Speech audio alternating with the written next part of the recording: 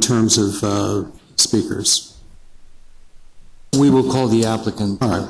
It's Keith Latham. Mr. Latham. Okay. John McKinsey. Robert Mason. Raymond Kelly. Now, the way this is going to work is you each have 3 minutes. So if you can sort of coordinate your presentation, and we'll take 3 of you because we're going to take a break at 10 o'clock. So first 2 can get started, and if one finishes, one to segue, but it's 3 minutes per person. Okay, 2? All right.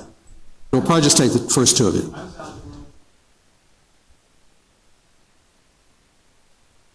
When you're speaking, we will. Okay. So why don't we just take the first 2, and I think because there may be some questions, and then we'll take a recess.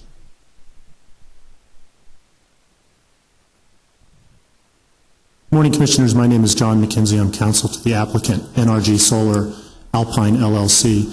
We have a group of speakers here today that are going to address some of the concerns that you've heard about, both considering whether or not this project was adequately evaluated, and also giving you, I think, a very good update on what my client NRG has done to reach out to the community and explain the project. And I think that's why you've seen a removal of the significant opposition, for instance, from the trade, the local councils.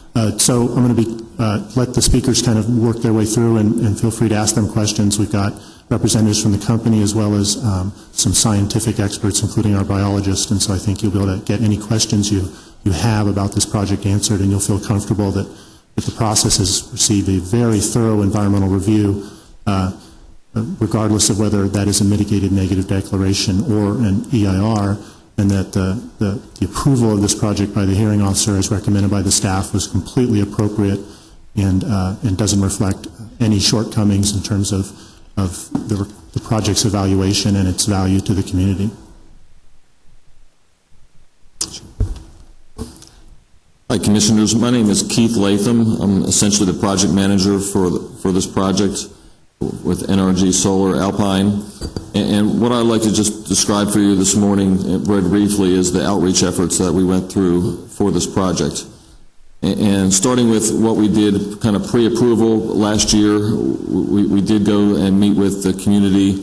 We met with what we knew as known councils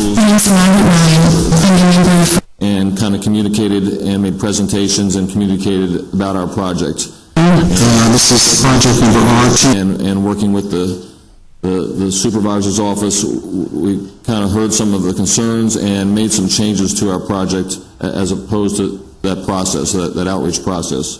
Specifically, items that we modified were things like undergrounding our transmission line from the project to the substation, and additionally the low voltage lines that are going to be on our project. They will all be undergrounded as part of what we learned back then about the process and the community's needs. Since our approval process, we've been very active in the community and have been talking to multiple groups and have made a lot of progress as far as just understanding the community's wants and desires.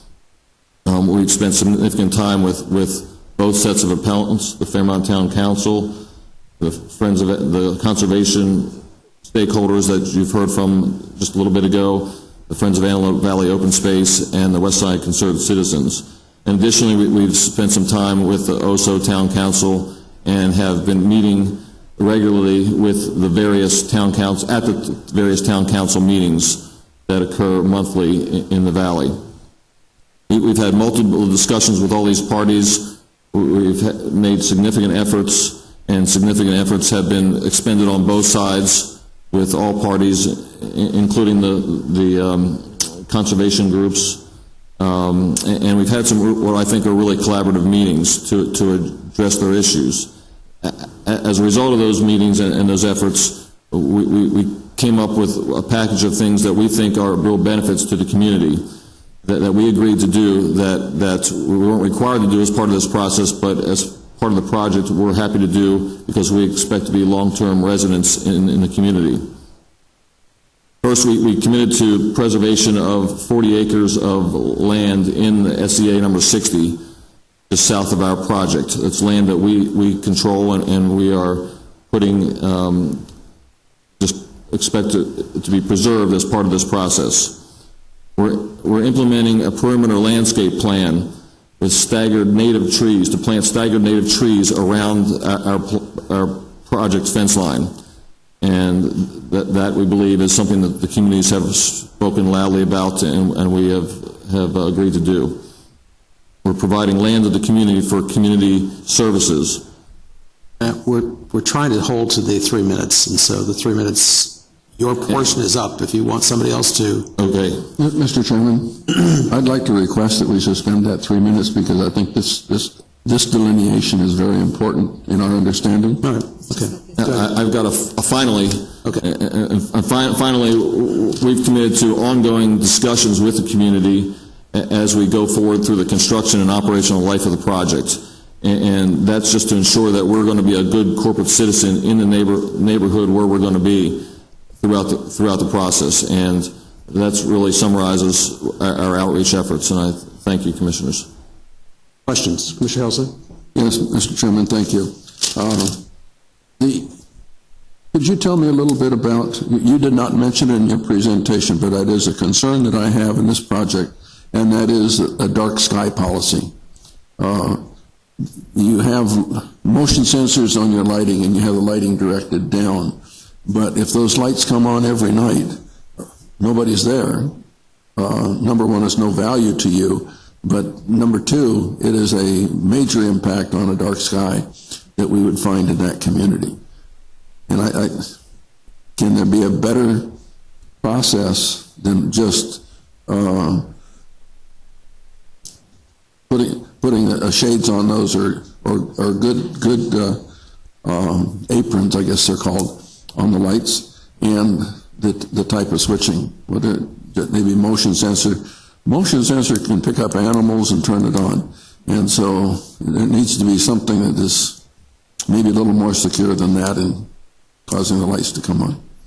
Well, I think what we've committed to do is a couple things, Commissioner, and I think we've committed to following the dark skies guidelines, but further than that, we're committed to working with the community and determining if there is a problem. We will try to take the steps to ensure that animals are not triggering these lights and causing problems that the community isn't satisfied with. So we're committed to working through this process, and we'll work with our engineers to come up with a solution that meets the needs of the community. Thank you. Other questions? This applicant? We're going to take a recess at this point in time. I've got an important appointment I've got to make, and so when we reconvene, Vice Chair Valadez is going to chair the balance of the meeting. Any speakers who have not been sworn in will be sworn in, and then we'll resume testimony. So we'll take a 10-minute recess at this point.